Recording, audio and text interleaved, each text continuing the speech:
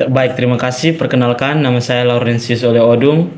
Saya dari Sekolah Tinggi Ilmu Pastoral, Kuskupan Agung Kupang, semester 2A, NIM 3011182345515. Di sini saya akan mengerjakan soal ujian akhir semester saya dalam bentuk video, yakni menjawab pertanyaan-pertanyaan yang telah disediakan. Ya, kita langsung saja ke pertanyaan yang pertama. Pertanyaan yang pertama, bagaimana cara mengatasi ancaman globalisasi yang serius bagi anak didik? Cara untuk menyikapi realitas global tersebut, siswa hendaknya diberi penyadaran akan pengetahuan yang beragam, sehingga mereka memiliki kompetensi yang luas akan pengetahuan global, termasuk aspek kebudayaan. Mengingat beragamnya realitas kebudayaan di negeri ini dan di luar negeri, siswa pada era globalisasi ini sudah tentu perlu diberi materi tentang pemahaman banyak budaya atau pendidikan multikulturalisme agar siswa tidak tercabut dari akar budaya itu. Dan pada pertanyaan kedua, apa itu organisasi pendidikan multikultural? Pada hakikatnya adalah belajar tentang sejumlah peristiwa telah terjadi di seluruh dunia yang telah memicu perdebatan baru dan kontroversial tentang bagaimana negara-negara seharusnya menganggapi sebuah ras, budaya, dan bahasa dan agama. Dan pada pertanyaan ketiga, jelaskan fungsi dari pendidikan nasional. Fungsi pendidikan nasional adalah mengembangkan kemampuan dan membentuk watak serta peradaban bangsa yang bermartabat dalam rangka mencerdaskan kehidupan bangsa. Pertanyaan keempat, mengapa peran masyarakat sangat penting dalam dunia pendidikan? Sangat penting dikarenakan sebagai salah satu perwujudan pendidikan berbasis masyarakat, sehingga manfaat kehadiran yang benar-benar dirasakan masyarakat, dan masyarakat berperan sebagai sumber, pelaksanaan, dan pengguna hasil pendidikan. Pertanyaan yang kelima, sebutkan konflik dalam masyarakat majemuk menurut Sarifin Sarin pada tahun 1992. Menurut Sarifin Sarin, konflik dalam masyarakat majemuk terjadi karena pembentukan sumber daya, alat-alat produksi, kesempatan ekonomi. Yang kedua, konflik yang kedua, perluasan batas-batas sosial budaya. Dan yang ketiga, benturan kepentingan politik, ideologi, dan agama.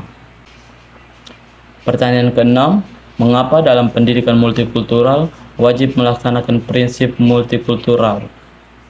Karena solidaritas menuntut agar kita melupakan upaya-upaya penguatan identitas, melainkan menuntut kita agar berjuang dengan yang lain atau dengan sesama kita. Dan pada pertanyaan yang ketujuh, bagaimana peran agama dalam mencapai persaudaraan universal yang ditekankan dalam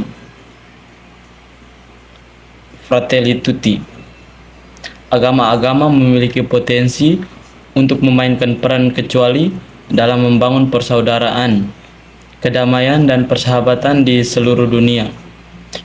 Dalam konteks ini, keterbukaan antara para pemeluk agama menjadi kunci utama dalam mewujudkan persaudaraan dan kedamaian.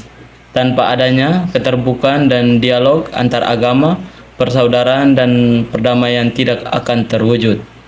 Paus Fransiskus mengatakan bahwa manusia akan memperoleh identitas diri yang sejati ketika mereka mengarahkan hidup mereka menuju kebenaran.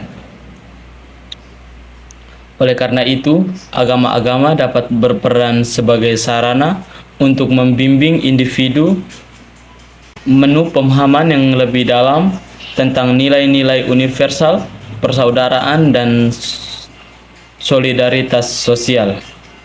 Pertanyaan ke-8, mengapa pentingnya membangun sikap anti-diskriminasi etnis? Karena untuk pemerataan hak dan kesamaan, meminimalisir diskriminasi memastikan setiap individu memiliki hak yang sama untuk mendapatkan pendidikan, pekerjaan, dan kesempatan yang lain tanpa pengaruh oleh sikap diskriminatif. Pemeliharaan kedamaian sosial, sikap anti-diskriminasi etis membantu mencegah konflik dan kegangguan antara kelompok yang dapat mengganggu stabilitas sosial, dan peningkatan kesejahteraan sosial. Dengan mengurangi diskriminasi, masyarakat dapat berkembang lebih baik karena setiap individu dapat berkontribusi sepenuhnya tanpa hambatan. Pertanyaan yang ke-9, jelaskan langkah-langkah yang membangun sikap anti-diskriminasi etnis. Pendidikan multikultural. Melalui pendidikan multikultural, individu dipersiapkan untuk memahami dan mengakui keberagaman budaya, agama, dan latar belakang lainnya. Ini membantu mengurangi stereotip dan prasangka yang menjadi akar dari diskriminasi. Dan yang kedua, kesadaran diri. Kesadaran diri penting bagi setiap individu untuk melakukan introspeksi diri dan mengenali prasangka atau sikap diskriminasi yang mungkin dimiliki.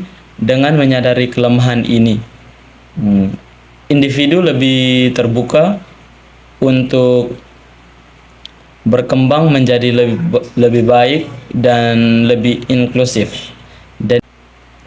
Dan yang ketiga, pendidikan kesetaraan. Memastikan bahwa setiap individu memiliki akses yang sama terhadap pendidikan yang berkualitas dan peluang yang setara tanpa memandang latar belakang atau menjadi suara yang terpinggirkan.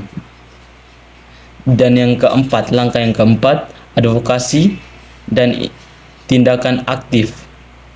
Mendukung gerakan dan organisasi yang berkomitmen untuk melawan diskriminasi. Ini bisa meliputi partisipasi dan demonstrasi, mendukung kampanye anti-diskriminasi, atau menjadi suara bagi mereka yang terpinggirkan. Pertanyaan yang terakhir atau pertanyaan yang ke-10, apa langkah-langkah untuk membangun sikap sensitif gender? Langkah-langkah untuk membangun sikap sensitif gender antara lain, yang pertama itu meningkatkan kesadaran dan pemahaman tentang isu-isu gender. Dan yang kedua, mengidentifikasi dan meningkatkan bias gender dalam kebijakan, praktik, dan budaya organisasi. Dan yang ketiga itu mempromosikan kepemimpinan dan partisipasi perempuan. Dan yang keempat itu menyediakan pelatihan dan pengembangan kompetensi terkait gender. Dan yang kelima itu menerapkan praktik-praktik kerja yang mendukung keseimbangan kehidupan kerja.